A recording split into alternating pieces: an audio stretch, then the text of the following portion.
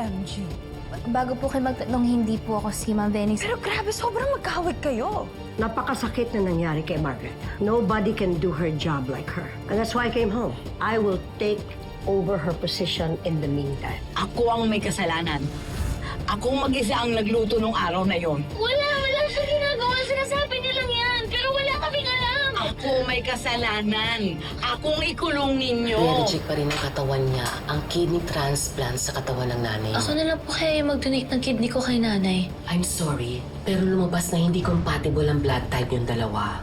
Hindi kita anak, tata. Inampun lang kita.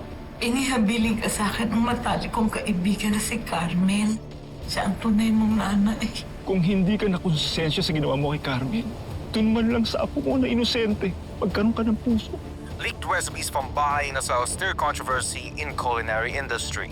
How can you let this happen? Taglap ka ang resipista! Nagsurorot ang sales! Walang huya ka, Gidyo Venice! I should have never trusted you. Sirang-sira tayo!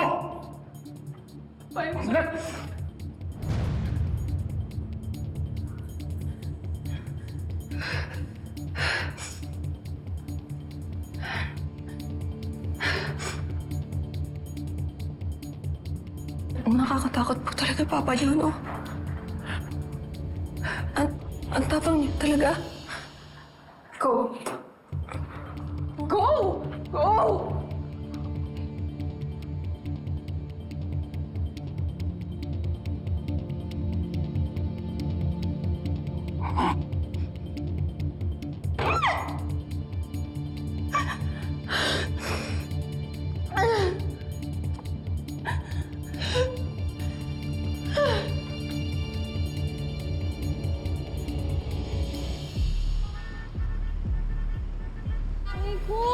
Pampainit lang po ng sikmura. Ako, ano ba? Ay, pampainit po ng sikmura. Kaya kitang bayaran sa yung mga Ano yung sound dito kapag umuulan? Ewan ko sa'yo, lumayas ka dito! Huwag mo akong anuin! Ang dami-dami mong sinasabi! Linte! Ay! Ay! Ma'am! Wala! Ay! Hala! Ano ba naman tong buhay na to? Sunga na kita! Kaya lang kita! Halika nga dito! Dahil may nadulas na siya kanina. Oo, kaya ko! Ay, upo ka muna. Dito lang. Ala! Parang lasing na lasing ka, Mama. Ano nangyari sa'yo? Ba, ang dami mong sinasabi. Bakit mo ba ako tinutulungan? Di ba hindi naman ako naging mabait sa'yo? Eh, ano naman? Hindi ko naman kaya na may bakit ako may kailangan ng tulong tapos di ko tutulungan, no? Bakit ba naglasing? Ano pa problema mo? Alam mo, ang dami mo sinasabi and you're too naive. If you think na yung mundong to ay ganyan, puro kabaitan lang. Ano ba? This is a dog-eat-dog world. And in case you haven't noticed, we are surrounded by venomous snakes na handa kang tuklawin anytime kapag tatanga-tanga ka. May hugot ka, Mama. Nangyari ba sa'yo? Dito ako makikinig ako. Oh, alam mo kung anong problema ko? Oh, sino ang problema ko? Si Venice! Si Venice! Yun lang yung problema ko si Venice. Alam mo ba, siya yung nagpakalat ng mga recipes ng restaurants ko. Eh, hindi naman ako pwedeng gumawa ng menu lang na bago, di ba? Na from scratch. Ay, naku, alam mo yung mga recipes na yun. Galing ko sa lola ni Papa. Kaya ako iniingatan, tapos gaganunin lang ako ni Venice. Alam mo, Naku! Masama talaga yung ugali niyang Ma'am Venice at saka yung nanay niya si Ma'am Vivian. Sila kaya yung sumira ng buhay ng pamilya ko. Pati yung nanay ko, pinakulong pa naman nila. hindi ka tinulungan ni Francis? Hinayaan niya na ganyanin ka ni Venice?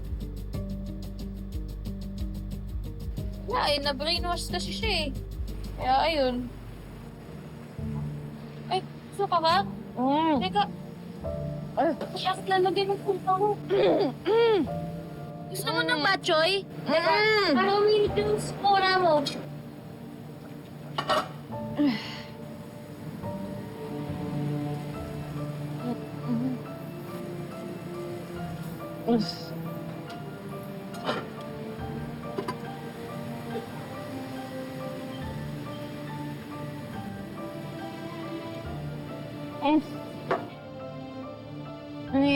Sarap yan. Ano ka muna? Sige na. Ako na, supuan kita, oh. Ano ba? Sarap? Ano ba? Sino nagluto nito? Ako. Ikaw? Ano na? Sarap pa. Be? Wait lang.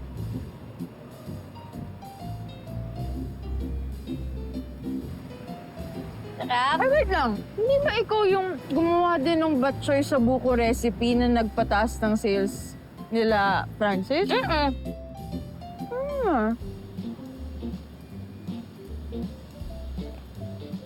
Pasensya ka na, ha? Masyado kitang minaliit. Pero...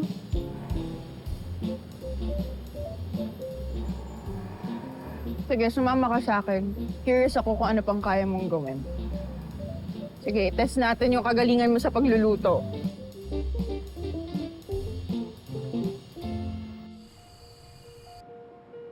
Di ba sabi mo kailangan mong kumita? Ang gusto ko, gumawa ka rin ng mga bagong putahe.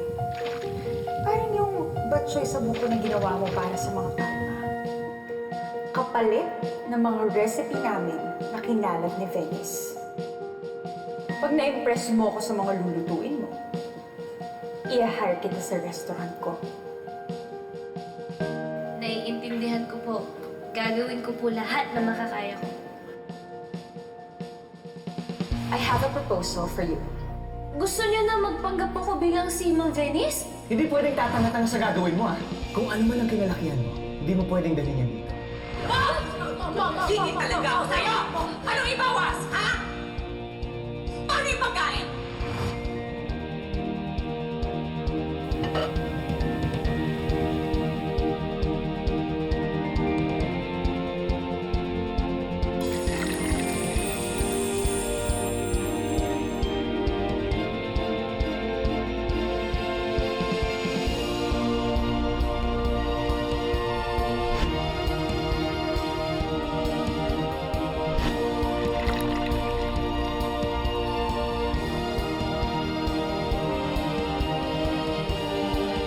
Hindi sapat kung simpleng adobo lang yung lulutuin ko.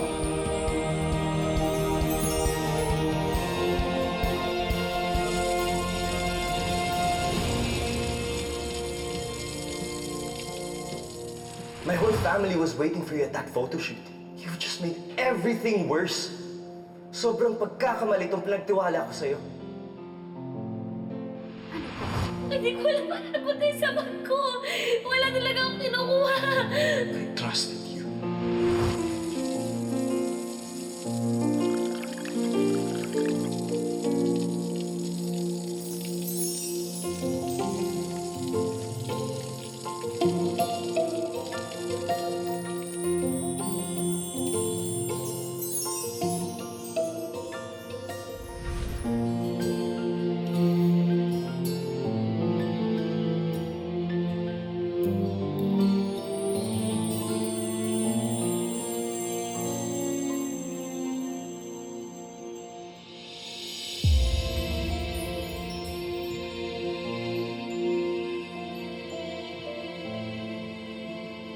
Namamurawa po na iuro niyo po yung kaso kasi wala naman po kasalanan yung nanay ko po. Magpapaliwanag po kasi lahat po na nangyari. Tata, pwede ba tumigil ka na? Umamin na yung nanay mo na siya ang may kasalanan.